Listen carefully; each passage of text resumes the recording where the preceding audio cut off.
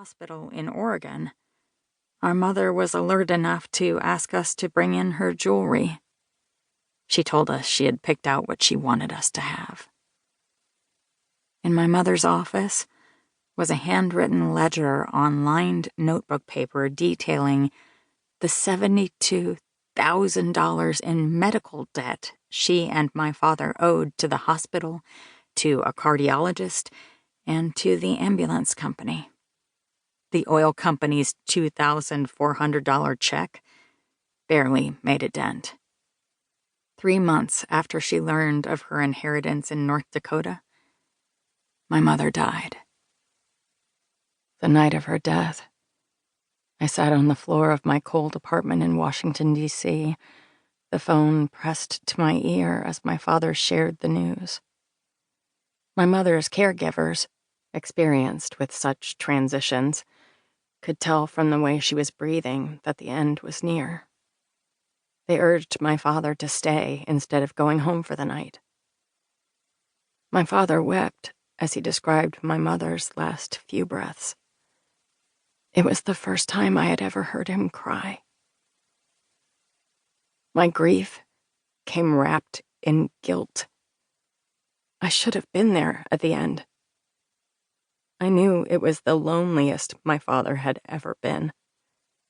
But I couldn't afford to fly back to Oregon yet again. I had been there twice since my mother's most recent heart attack.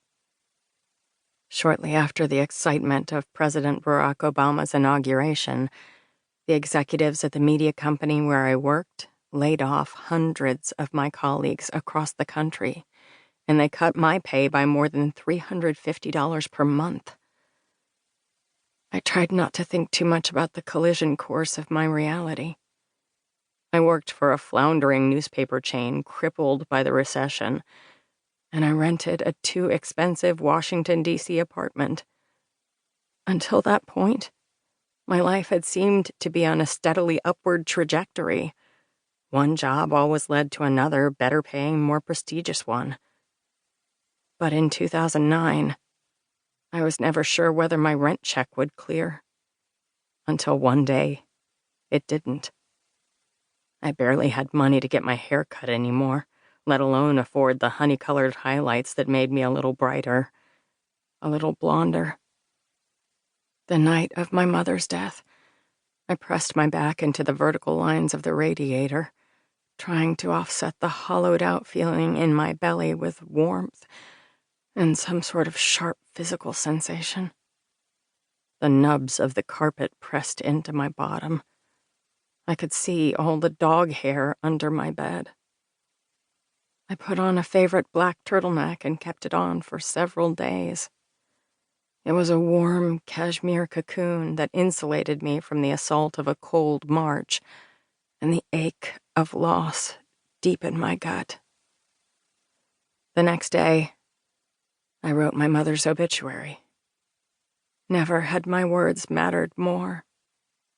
As the writer in the family, it was the one thing I could do, and do well. I'd written plenty of obituaries over the years. Obituary writing was a rite of passage for young newspaper reporters working Saturday night shifts in otherwise quiet newsrooms. It was never easy to call the family after someone died, but it also wasn't as awful as you might imagine.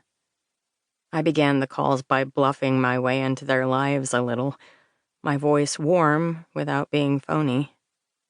"I'm so sorry for intruding at this time," I said. Only once had someone said, "No, you're not," but then they added, embarrassed, "I know you're just doing your job." Mostly, people wanted to talk about the loved one they had just lost.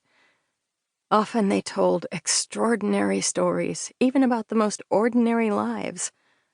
They only needed a little encouragement to share. In many places, the call from the newspaper was expected. Everyone understood that summing up a life in words was one of the few universal rituals left in modern American life. I clung to that ritual.